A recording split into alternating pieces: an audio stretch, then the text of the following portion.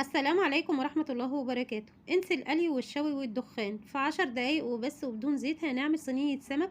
هتحلفي ما اكلتي زيها، ويا سلام عليها في العزومات، هتشرفك وهتبقى حاجة كده جميلة جدا. عايزة اقولك كل اللي هياكل من السمك ده هيسألك عاملاها ازاي، حاجة كده تحفة، طعمها رهيب. التتبيلة بتاعتها والخضار اللي معاها حاجة كده اللهم بارك روعة. يلا بينا نشوف عملناها ازاي. عندي 2 كيلو من السمك، غسلها وغسلة كويسة جدا طبعا. شايفين من جوه السمكية ما شاء الله اللهم بارك. بعد كده عملت لها فتحات بالسكينة بالطريقة دي عشان تتشرب من التتبيلة. هنبدأ بقى نجهز التتبيلة مع بعض. عندي معلقة من التوم، معلقة تكون كده كبيرة مليانة. التوم اللي عندي طبعا توم مفروم كنت مفرزاه في الفريزر. هحط كده معلقة كبيرة تكون مليانة، وبعد كده هنحط حباية من الفلفل الأحمر وواحدة أخضر. وكمان عندي حباية من الفلفل الحامي، لو حابة تستغني عنها وعندك أطفال مفيش مشكلة براحتك، بس بتدي طعم جميل جدا في تتبيلة السمك. هحط كمان معلقة من الملح. وهاخد الكلام ده كله هضربه ضربة كويسة جدا، وبعد كده هنرجع نشوف هنضيف تاني ايه عليه.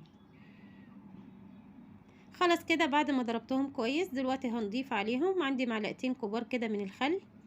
وما تكتريش في الخل عشان ما يهريش السمك معاكي، كتري في الليمون، السمك بيحب الكمون والليمون، هيديكي طعم خطير جدا.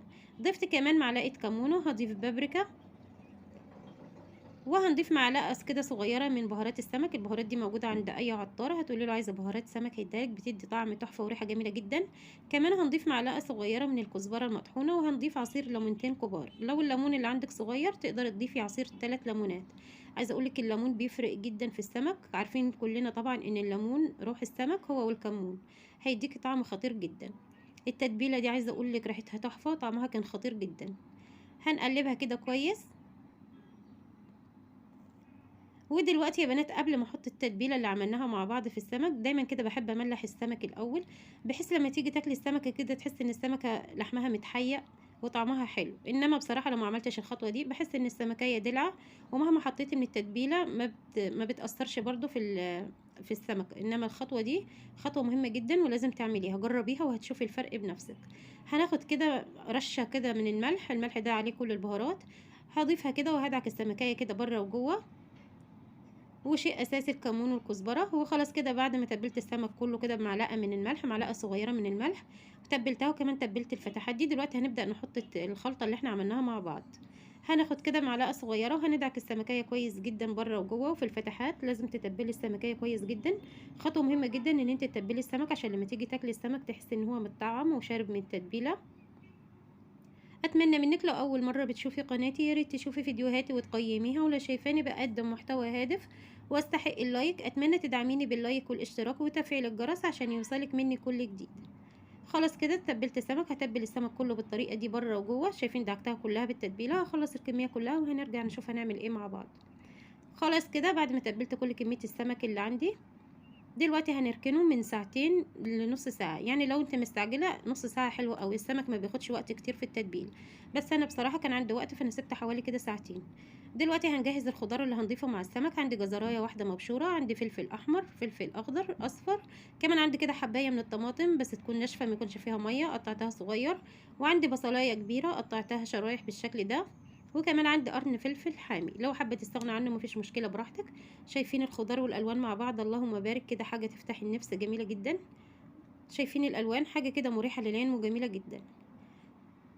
هنبدا كده ناخد معلقه من التتبيله اللي احنا تبلنا بيها السمك وهنحطها على الخضار. وهنضيف نفس البهارات اللي ضفناها على السمك هنضيفها على التتبيله دي. معلقه ملح، وكمان معلقه من بهارات السمك، ومعلقه كمون وكزبره. هنزود كمان عليها كده ربع كوبايه من الزيت. ده بهارات السمك. الطريقه دي جميله جدا، هي ربع كوبايه الزيت بس اللي استخدمناها. كمان تقدري تقللي تحطي معلقتين بس لو انت حابه، مش حابه تزودي في الزيت. انما لو حبيتي تقلي السمك ده عايزه اقولك هياخد معاكي اكتر من ربع ازازه زيت. الخطوه دي جميله جدا. كمان هنضيف معلقه من الصلصه.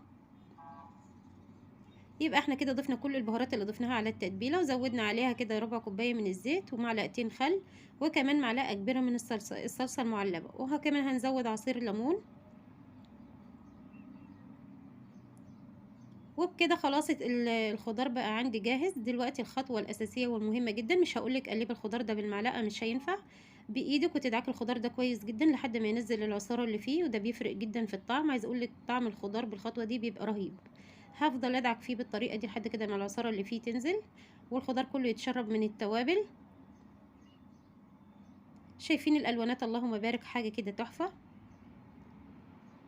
ادعكي كده الخضار والبصل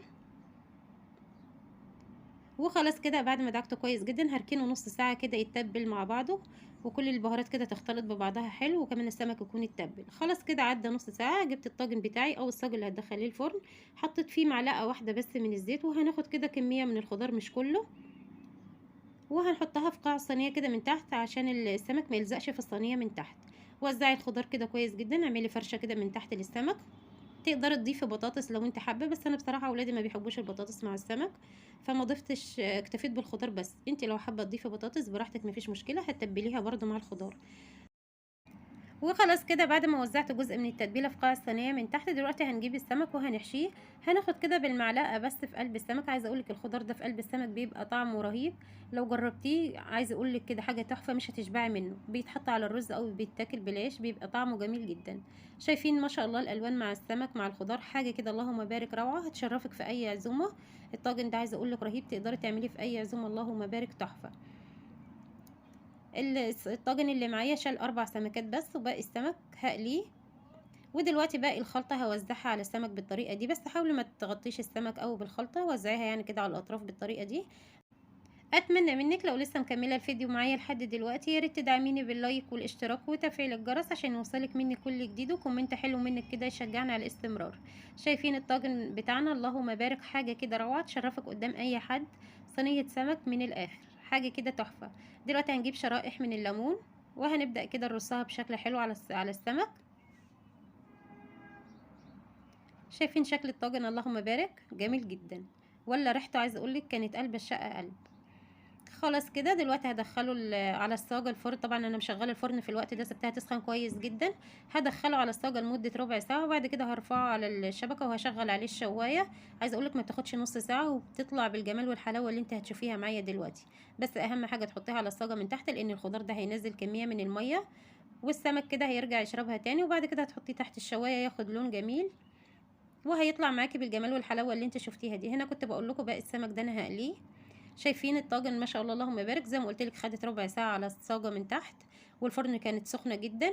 بعد كده بعد ربع ساعه رفعتها على الشبكه وسبتها لحد ما خدت اللون التحفه اللي انت شايفاه ده. شايفه؟ اللهم بارك، الصوص تقيل والخضار مستوي، حاجه كده جميله جدا. هنفتح مع بعض دلوقتي وهوريك ان السمكه مستويه، بس السمك كان لسه خارج من الفرن حالا وكان سخن جدا. شايفه السمك من جوه؟ ما شاء الله اللهم بارك، حاجه كده تحفه، مستوي جدا، الطعم رهيب. ان شاء الله لو جربتيها مره بالطريقه دي مش هتبطلي تعمليها، وكمان وفرنا في الزيت وتغيير في الطعم. عايزه اقولك ولادي بيحبوها جدا بالطريقه دي، ان شاء الله انت كمان تعمليها واولادك هيعشقوها بالطريقه دي. وكده الوصفه بتاعتنا تكون خلصت، واشوفك في فيديو جديد، ومع السلامه.